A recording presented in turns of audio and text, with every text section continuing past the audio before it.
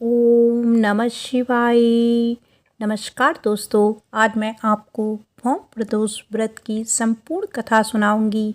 इस कथा के पढ़ने व सुनने से भगवान शिव और हनुमान जी की विशेष कृपा प्राप्त होती है। हर माह के शुक्ल और कृष्ण पक्ष की त्रयोदशी तिथि को प्रदोष तिथि का व्रत किया जाता है।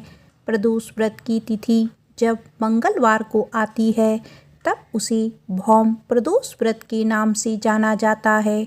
भौम प्रदोष व्रत में कथा सुनना व कहना बहुत पुण्यदायी माना जाता है और इस कथा से पूजा भी पूरी होती है। मान्यता है कि भौम प्रदोष व्रत की कथा सुनने व कहने से देवों के देव महादेव का आशीर्वाद प्राप्त होता है और आर्थिक परेशानियों से मुक्ति मिलती है। तो आइए सुनते हैं भौम प्रदोष व्रत की कथा। सूत जी बोले, अब मैं मंगल त्रयोदशी प्रदोष व्रत की विधि विधान कहता हूँ। मंगलवार का दिन व्याधियों का नाशक है। इस व्रत में एक समय व्रती को गेहूँ और गुड़ का भोजन करना चाहिए। इस व्रत के करने से मनुष्य सभी पापों व रोगों से मुक्त हो जाता है। इसमें किसी प्रकार का संशय नहीं है। अब मैं आपको उस बुढ़िया की कथा सुनाती हूँ जिससे यह व्रत किया वह मोक्ष को प्राप्त हुई। अत्यंत प्राचीन काल की घटना है। एक नगर में एक बुढ़िया रहती थी। उसके मंगलिया नाम का एक पुत्र था। वृद्धा को हनुमान जी पर बड़ी श्रद्धा थी। वह प्रत्येक मंगलवार को हनुमान जी का व्रत रखकर यथाविधि उनका भोग लगाती थी। इसके अलावा मंगलवार को ना तो वो घर लीपती और ना ही मिट्टी खोदती थी। इसी प्रकार से व्रत रखती हुई जब उसे काफ़ी दिन बीत गए तो हनुमान जी ने सोचा कि चलो आज इस वृद्धा की श्रद्धा की परीक्षा करें। वे साधु का वेश बनाकर उसके द्वार पर जा पहुँचे और पुकारा, है कोई हनुमान भक्त जो हमारी इच्छा पूरी करे। वृद्धा ने यह पुकार सुनी तो बाहर आई और महाराज क्या आज्ञा है। साधु वेशधारी हनुमान जी बोले कि मैं बहुत भूखा हूँ, भोजन करूँगा, तू थोड़ी सी जमीन लीप दे। वृद्धा बड़ी दुविधा में पड़ गई। अंत में हाथ जोड़कर प्रार्थना की, हे महाराज, लीपने और मिट्टी खोदने के अतिरिक्त जो काम आप कहें वह मैं करने को तैयार हूँ। साधु ने 3 बार परीक्षा करने के बाद कहा, तू अपने बेटे को बुला, मैं उसे औधा लिटाकर उसकी पीठ पर आग जलाकर भोजन बनाऊंगा। वृद्धा ने सुना तो पैरों तले की धरती खिसक गई, मगर वह वचन हार चुकी थी। उसने मंगलिया को पुकारा कर साधु महाराज के हवाले कर दिया, मगर साधु ऐसे ही मानने वाले ना थे। उन्होंने वृद्धा के हाथों से ही मंगलिया को औधा लिटाकर उसकी पीठ पर आग जलवाई। आग जलाकर दुखी मन से वृद्धा अपने घर के अंदर चली गई। साधु ने जब भोजन बनाकर वृद्धा को बुलाया और कहा कि वह मंगलिया को पुकारे ताकि वह भी आकर भोजन का भोग लगा ले, वृद्धा की आंखों में आंसू भरकर कहने लगी कि अब उसका नाम लेकर मेरे हृदय को और ना दुखाओ। लेकिन साधु महाराज नहीं माने। वृद्धा को भोजन के लिए मंगलिया को पुकारना पड़ा। पुकारने की देर थी कि मंगलिया बाहर से हंसता हुआ घर में दौड़ आया। मंगलिया को जीता जाता देखकर वृद्धा को सुखद आश्चर्य हुआ। वह साधु महाराज के चरणों में गिर पड़ी। साधु महाराज ने उसे अपने असली रूप में दर्शन दिए। हनुमान जी को अपने आंगन में देखकर वृद्धा को लगा कि जीवन सफल हो गया। प्रेम से बोलो पवन पुत्र हनुमान की जय। आइए अब सुनते हैं महादेव ने हनुमान जी के रूप में अवतार क्यों लिया, इसकी पौराणिक कथा। भगवान भोलेनाथ के 12 रुद्र अवतार हैं जिनका उल्लेख धार्मिक ग्रंथों में मिलता है। इनमें से 11वें रुद्र अवतार के रूप में महावीर हनुमान को माना गया है।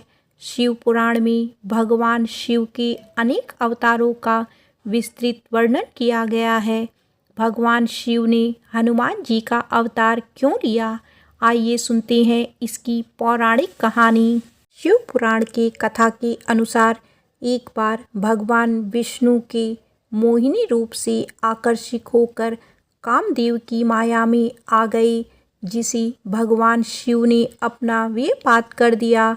इस वेह को नग नामक मुनि ने शिव जी के संकेत से इस इच्छा से रखा कि उसके द्वारा श्री रामचंद्र जी का कार्य पूर्ण होगा। इस वेहपात को एक पत्ते पर रखकर सप्तऋषियों द्वारा माता अंजनी के कान के जरिए उनके गर्भ तक पहुंचाया गया।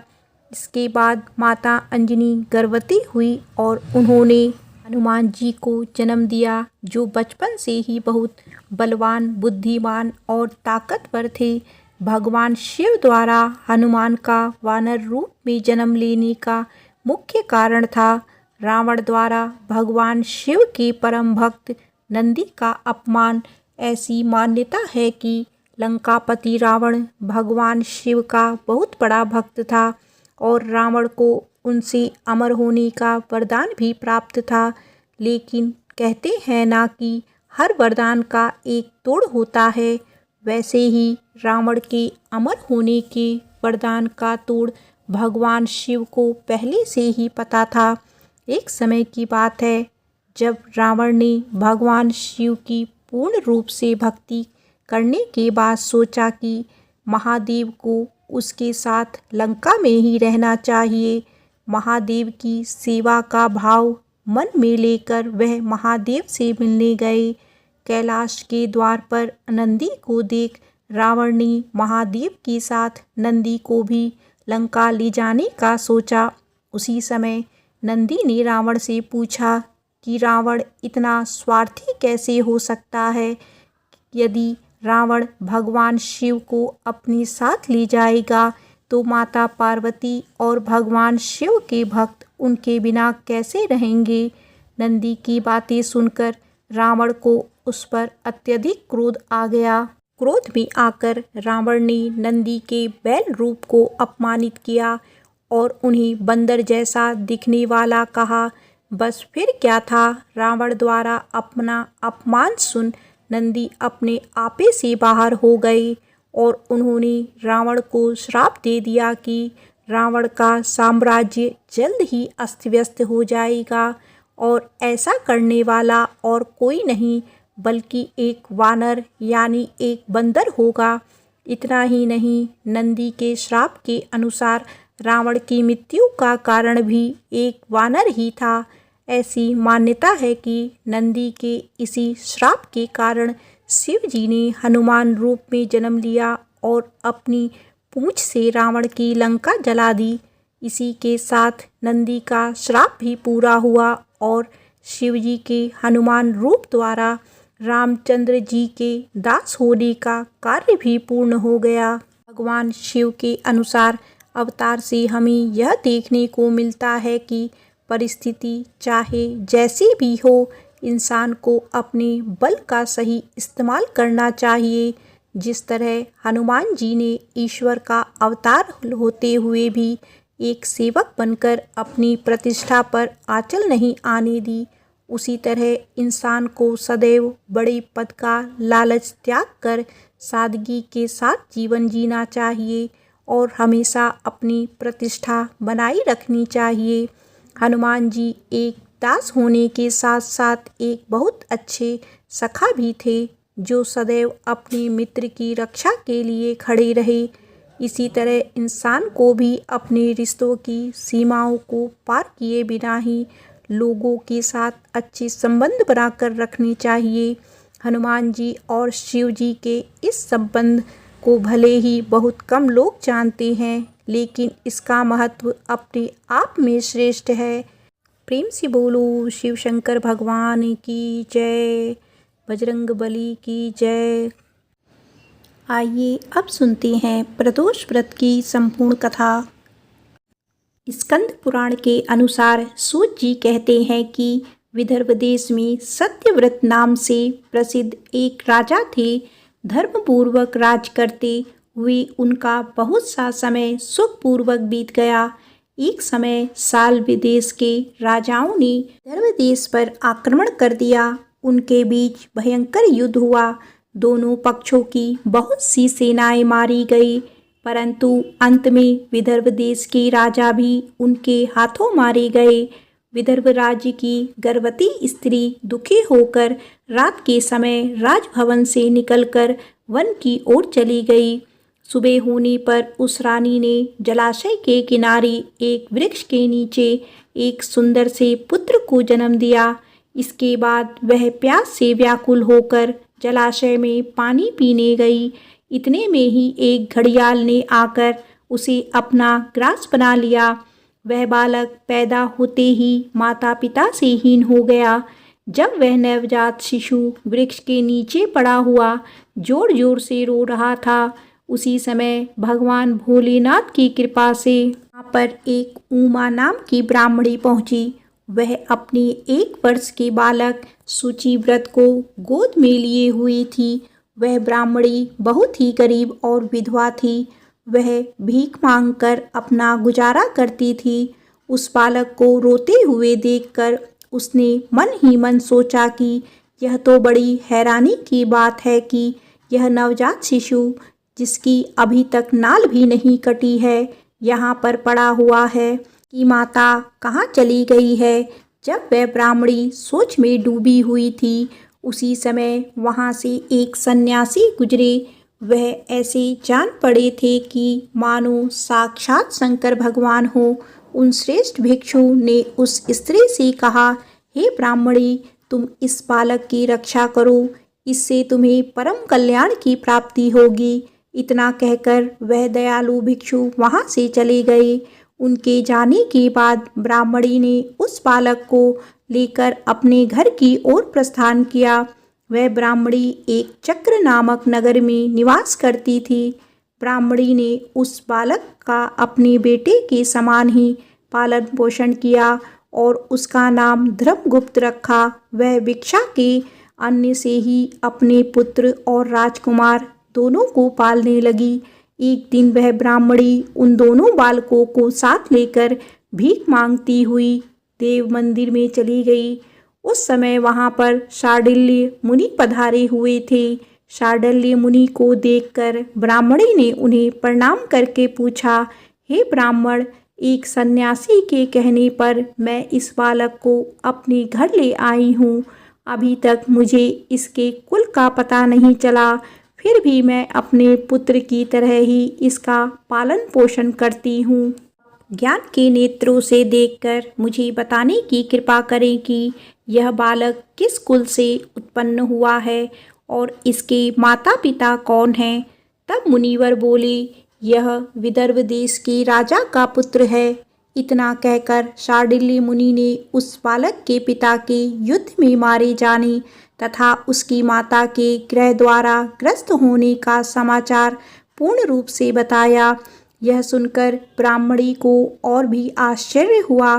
फिर उसने प्रश्न किया, हे महामुनि, वह राजा सभी भोगों को छोड़कर युद्ध में क्यों मारे गए और इस बालक को यह दृढ़ता कैसे प्राप्त हुई? यह अपने राज्य को कैसे प्राप्त करेगा?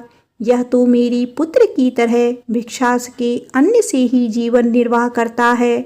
इसकी दरिद्रता के निवारण का क्या उपाय है? तब शार्दुल्य मुनि बोले, इस राजकुमार के पिता विदर्भराज पूर्व जन्म में पांड्य देश के राजा थे। एक दिन प्रदोष काल में राजा बड़ी भक्ति भाव से त्रिलोकीनाथ महादेव जी की आराधना में मग्न थे। उसी समय उनके नगर में बड़ा भारी कोलाहल मचा। उस शोर को सुनकर राजा ने बीच में ही भगवान शंकर की पूजा छोड़ दी और राजभवन से बाहर निकल गए। इसी समय राजा का मंत्री शत्रु को पकड़कर उनके समीप ले आया। वह शत्रु पांड्य राज्य का सामंत था। उसे देखते ही राजा ने क्रोधपूर्वक उसका मस्तक कटवा दिया। शिव पूजा को छोड़कर नियम को समाप्त किए बिना ही राजा ने रात में भोजन भी कर लिया। इसी प्रकार राजकुमार भी प्रदोष काल में भगवान शिव की पूजा किए बिना ही भोजन करके सो गए। वहीं राजा अगले जन्म में विदर्भराज हुआ। शिव पूजा में विघ्न होने के कारण शत्रुओं ने उनके सुख भोग के बीच में ही मार डाला। पूर्व जन्म में जो उसका पुत्र था, इस जन्म में भी राजा का वही पुत्र है। भगवान शिव की पूजा का उल्लंघन करने के कारण यह दरिद्रता को प्राप्त हुआ है। इसकी माता ने पूर्व जन्म में छल से अपनी सौत को मारा था। उस महान पाप के कारण ही वह इस जन्म में ग्राह के द्वारा मारी गई। हे ब्राह्मणी, तुम्हारा पुत्र पूर्व जन्म में भी एक ब्राह्मण था। इसने अपना सारा जीवन केवल दान लेने में ही बिताया, यज्ञ आदि सत्कर्म नहीं किए, इसीलिए यह दरिद्रता को प्राप्त हुआ है। उस दोष के निवारण के लिए अब यह भगवान शंकर की शरण में जाए। यदि यह दोनों बालक प्रदोष के दिन भगवान शंकर का पूजन करते रहें तो वर्ष भर के भीतर ही इनकी दरिद्रता का नाश होगा और राज्य सुख की प्राप्ति होगी। इस प्रकार शरण में आई हुई ब्राह्मणी को मधुर वचनों द्वारा आश्वासन देकर शांडिल्य मुनि ने उनके दोनों बालकों को भगवान शंकर की आराधना के मंत्र का उपदेश दिया। उसके बाद ब्राह्मणी अपने दोनों बालकों को लेकर वहां से चली गई। 4 मास बाद एक दिन ब्राह्मण का पुत्र नदी में स्नान करने गया। वहां उसे धन से भरा हुआ एक घड़ा मिला, जिसे लेकर वह अपनी माँ के पास गया। माँ धन से भरे हुए घड़े को देखकर खुश हो गई और उसने कहा, इसे अपने भाई के साथ आधा आधा बांट लो। मगर धर्मगुप्त ने इस धन में हिस्सेदारी से मना करते हुए कहा, मैं किसी अन्य के भाग का भागी नहीं हो सकता। प्रत्येक व्यक्ति स्वयं के कर्म का फल भोगता है। इस प्रकार प्रसन्नतापूर्वक भगवान शंकर की पूजा करते हुए उन दोनों कुमारों का 1 वर्ष व्यतीत हो गया। एक दिन ब्राह्मण का पुत्र और राजकुमार वन में ब्रह्मचर्य करते गए। मार्ग में उन्होंने देखा कि अनेक गंधर्व कन्याएं आपस में खेल रही थी। ब्राह्मण कुमार वहीं पर रुक गया और राजकुमार से बोला, हमें इनसे आगे नहीं जाना चाहिए। ये गंधर्व कन्याएं हैं, किसी को भी अपनी ओर आकर्षित कर सकती हैं। राजकुमार निडर होकर आगे बढ़ता गया। जब मुख्य गंधर्व कन्या ने राजकुमार धर्मगुप्त को देखा तो वह उसके प्रति आकर्षित हो गई। उसने अपनी सभी सखियों को फूल चुनने के लिए भेज दिया और राजकुमार के पास आने की प्रतीक्षा करने लगी। उसे अकेला देखकर राजकुमार उसके पास गया और उससे बातचीत शुरू की। उसने बताया, मैं विदर्भ देश का राजकुमार हूँ। मेरे माता पिता इस संसार में नहीं है और शत्रुओं ने हमारे राज्य पर कब्जा कर लिया है। तब कन्या ने अपना परिचय देते हुए कहा, मैं विदर्भ नामक गंधर्व की पुत्री हूँ। मेरा नाम अंशुम है और मैं गायन में प्रवीण हूँ। उसने यह भी कहा, मैं आपसे विवाह करना चाहती हूँ। इतना कहकर उसने अपनी मोतियों की माला निकालकर राजकुमार को पहना दी। तब राजकुमार ने पूछा, तुम राजपाट गवा चुके राजकुमार के साथ कैसे रह पाओगी और अपने माता पिता की अनुमति के बिना तुम मेरे साथ कैसे आ सकती हो? इस पर अंशुम ने बोला, चाहे जो हो जाए मैं वही करूँगी जो मैं चाहती हूँ। तुम 2 दिन बाद प्रातःकाल यहाँ आकर मुझसे मिलना। इतना कहकर वह वहाँ से चली गई। राजकुमार ने वापस आकर ब्राह्मणी और उसके पुत्र को सारी बात बताई। वे दोनों बहुत खुश हुए। 2 दिन बाद राजकुमार पुनः उसी वन में गया। उसने देखा कि अंशुम अपने पिता के साथ उसकी प्रतीक्षा कर रही है। तब गंधर्वराज ने राजकुमार से कहा, मैं कैलाशपुरी गया था। वहाँ भगवान शिव और माता पार्वती ने मुझे बुलाकर कहा कि धर्मगुप्त नाम का एक राजकुमार राज से विहीन होकर भटक रहा है। जाओ और उसका राज्य पुनः प्राप्त करने में उसकी सहायता करो। मैं उनकी आज्ञा के अनुसार अपनी पुत्री अंशुम का हाथ तुम्हारे हाथ में दे रहा हूँ और राज्य प्राप्त करने में मैं तुम्हारी सहायता करूँगा। मेरी पुत्री 10,000 वर्ष तक तुम्हारे साथ इस पृथ्वी पर रहेगी और जब तुम शिवलोक में जाओगे तब भी वह इसी काया में तुम्हारे साथ ही रहेगी। भगवान शिव के आदेशानुसार धर्मगुप्त और अंशुम का विवाह हो गया। अंशुम के पिता ने अपनी गंधर्व सेना भी राजकुमार को दे दी। सेना की सहायता से उसने अपने शत्रुओं को परास्त कर दिया। अपने पिता का खोया हुआ राज्य उन्हें प्राप्त कर लिया। अब राजकुमार धर्मगुप्त राजा बन गया। उसने अपने बुरे दिनों में उसे पालने वाली गरीब ब्राह्मणी को राजमाता का दर्जा दिया और शुचिव्रत को अपना छोटा भाई माना। इस प्रकार नियमित रूप से प्रदोष व्रत करने से ब्राह्मणी उसके पुत्र शुचिव्रत और राजकुमार धर्मगुप्त को धन्य धान्य तथा सुख संपत्ति की प्राप्ति हुई। सूत जी कहते हैं कि जो मनुष्य प्रदोष व्रत की इस पुण्य महात्म्य को एकाग्र चित्त होकर सुनते हैं अथवा पढ़ते हैं, उन्हें 100 जन्मों तक कभी दरिद्रता नहीं होती और अंत में वह ज्ञान के ऐश्वर्य से युक्त होकर भगवान शंकर के परम धाम को प्राप्त होते हैं। एक बार प्रेम से बोलो उमापति शंकर भगवान की जय। आइए अब सुनते हैं भगवान शिव की कथा, जिसे सुनने मात्र से सभी मनोकामनाएं पूर्ण होती है। बहुत समय पहले वात्सलकल नामक गांव में बिंदु नाम का एक ब्राह्मण रहता था। वह अधर्मी, दुरात्मा और महापाप था। उसकी स्त्री बहुत सुंदर, उसका नाम चंचला था। वह सदा उत्तम धर्म का पालन करती थी, परंतु बिंदु वैश्यागामी था। इस तरह कुकर्म करते हुए बहुत समय व्यतीत हो गया। उसकी स्त्री काम से पीड़ित होने पर भी धर्मनाश के भय से कलेश सहन कर भी काफी समय तक धर्म भ्रष्ट नहीं हुई, परंतु आगे चलकर वह भी अपने दुराचारी पति के आचरण से प्रभावित होकर दुराचारी और अपने धर्म से विमुख हो गई। इस तरह दुराचार में डूबी हुई उन पति पत्नी का बहुत समय व्यतीत हो गया। वैश्यागामी दूषित बुद्धि वाला वह दुष्ट ब्राह्मण बिंदुकुरी के दुखों को भोगकर वह मूढ़ बुद्धि पापी विद पर्वत पर भयंकर पिशाच हुआ। उधर उस दुराचारी बिंदु के जाने पर चंचला नामक स्त्री बहुत समय तक पुत्रों के साथ अपने घर में रहती रही। पति की मृत्यु के बाद वह भी अपने धर्म से गिरकर पर पुरुषों का संग करने लगी। सती विपत्ति में भी अपने धर्म का पालन करना नहीं छोड़ती। यही तो तप है। कठिन तो होता है, लेकिन इसका फल मीठा होता है। एक दिन देव योग से किसी पुण्य पर्व के आने पर वह अपने भाई बंधुओं के साथ गोकर्ण क्षेत्र में गई। उसने तीर्थ के जल में स्नान किया और जनों के साथ यहाँ वहाँ घूमने लगी। वह एक देव मंदिर में गई। वहाँ उसने एक ब्राह्मण के मुख से भगवान शिव की परम पवित्र एवं मंगलकारी कथा सुनी। ब्राह्मण कह रहे थे कि जो स्त्रियां व्यभिचार करती हैं वे मरने के बाद यमलोक जाती हैं।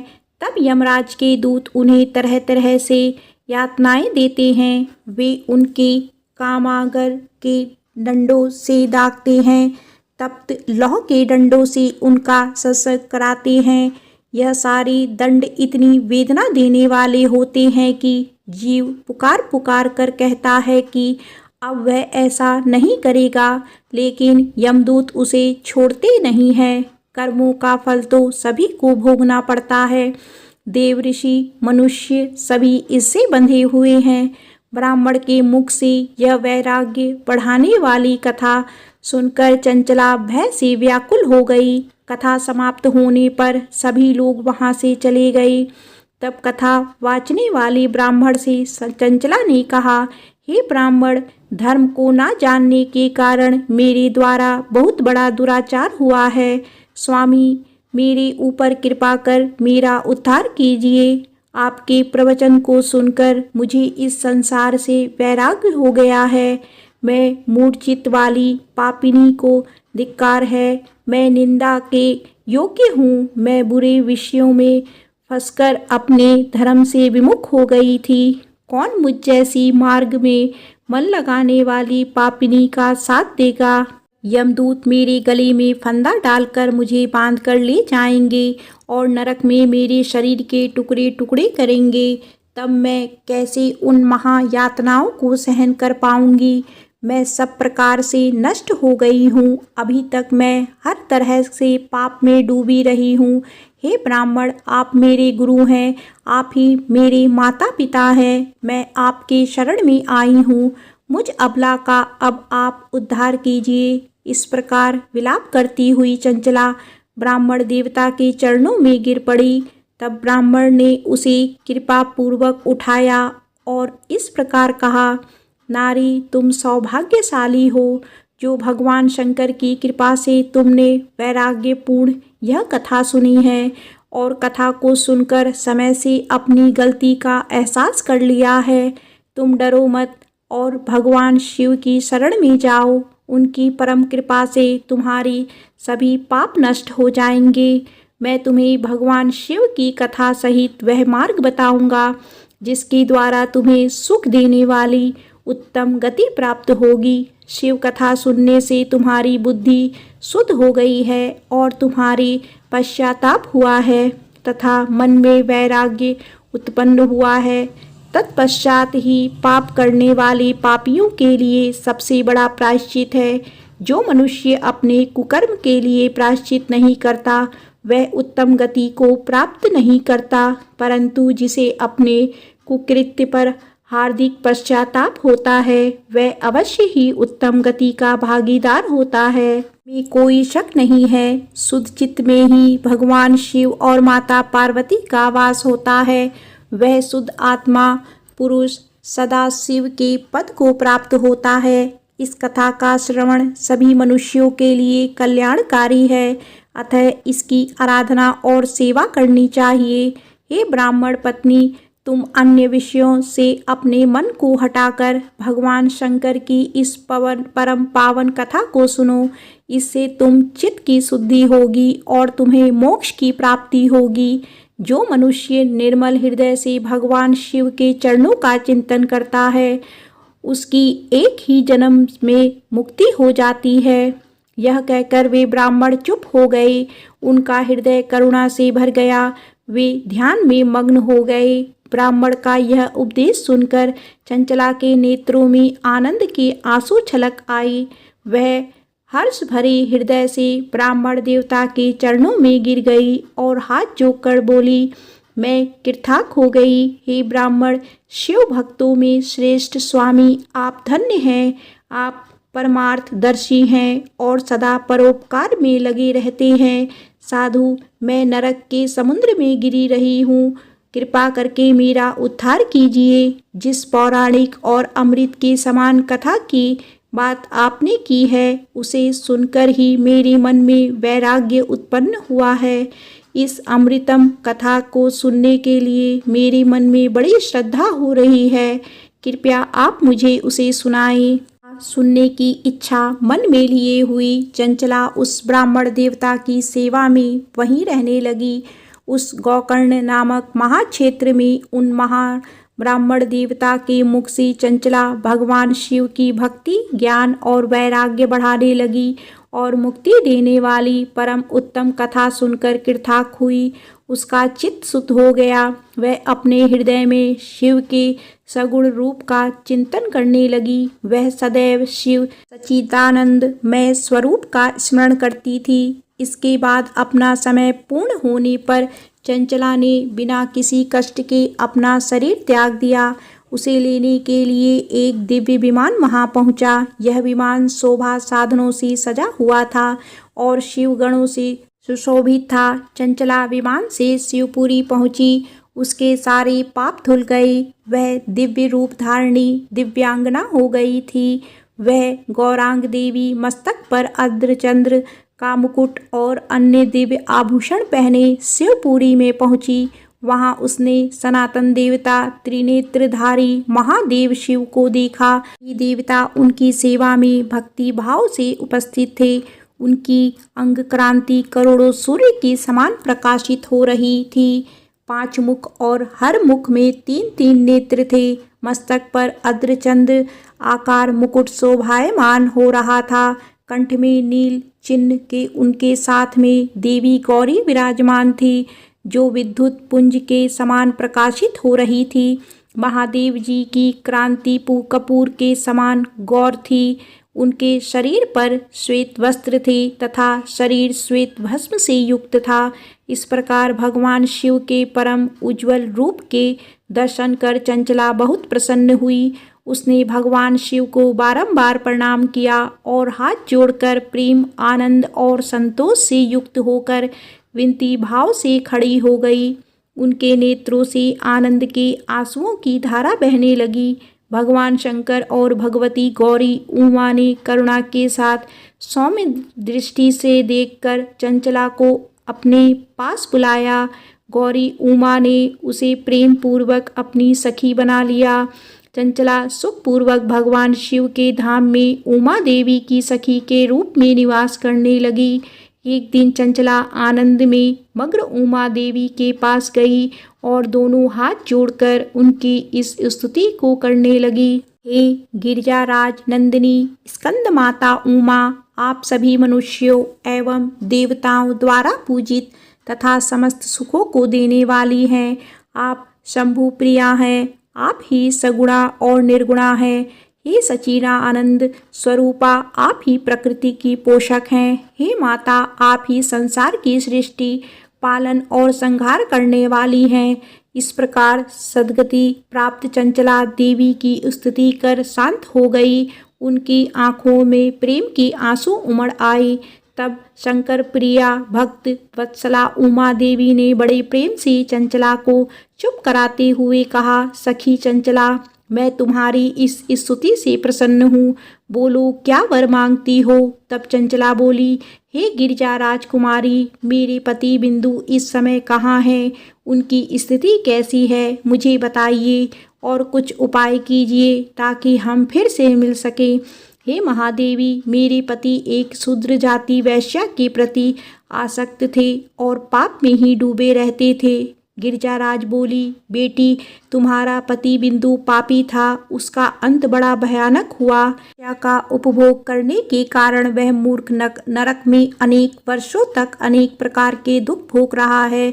अब शेष पाप को भोगने के लिए वध पर्वत पर पिशाच की योनि में रह रहा है। वह दुष्ट वहीं वायु पीकर रहता है और सब प्रकार के कष्ट सहता है। गौरी देवी की यह बात सुनकर चंचला अत्यंत दुखी हो गई। फिर मन को किसी तरह स्थिर करती हुई दुखी हृदय से माँ गौरी से उसने एक बार फिर पूछा, हे महादेवी, मुझ पर कृपा कीजिए और मेरे पापी पति का अब उद्धार कीजिए। कृपा करके मुझे वह उपाय बताइए जिससे मेरे पति को उत्तम गति प्राप्त हो सकती है। गौरी देवी ने कहा, यदि तुम्हारा पति भगवान शिव की पूर्णमय उत्तम कथा सुने तो वह इस दुर्गति को पार करके उत्तम गति का भागी हो सकता है। के समान मधुर गौरी देवी के यह वचन सुनकर चंचला ने दोनों हाथ जोड़कर मस्तक झुकाकर उन्हें बार बार प्रणाम किया और प्रार्थना की कि मेरे पति को भगवान शिव की कथा सुनाने की व्यवस्था की जाए।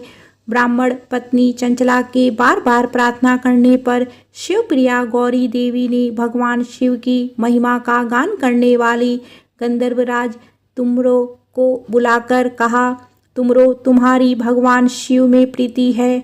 तुम मेरे मन की सभी बातें जानकर मेरे कार्यों को सिद्ध करते हो तो मेरी इस सखी के साथ वंदन पर्वत पर जाओ।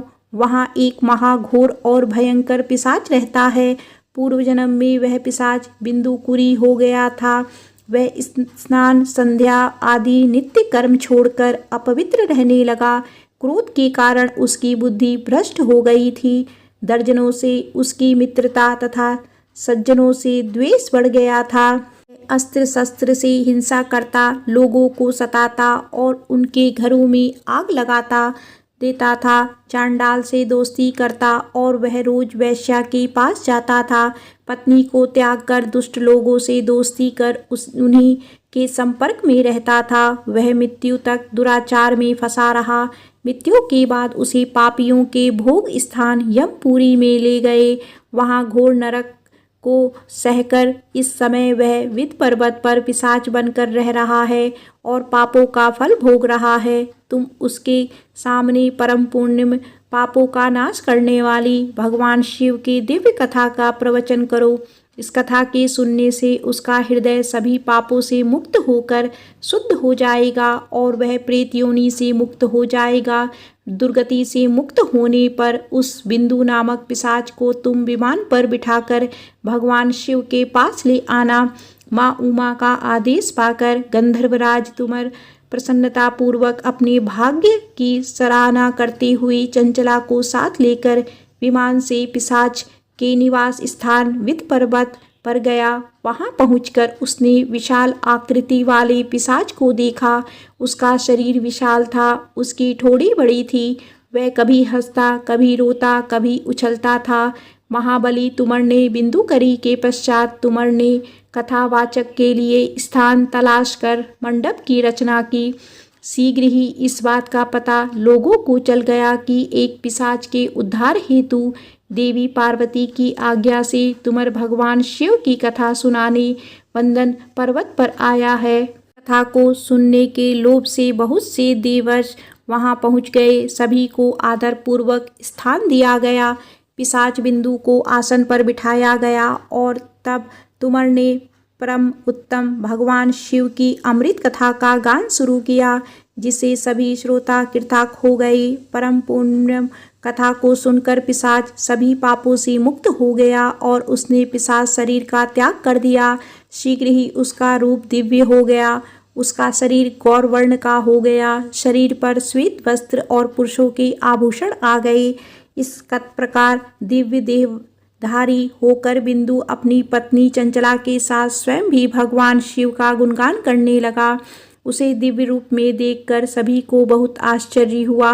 उसका मन परम आनंद से परिपूर्ण हो गया। सभी भगवान महेश्वर के अद्भुत चरित्र को सुनकर कृतार्थ होकर उनका यशोगान करते हुए अपने अपने धाम को चले गए।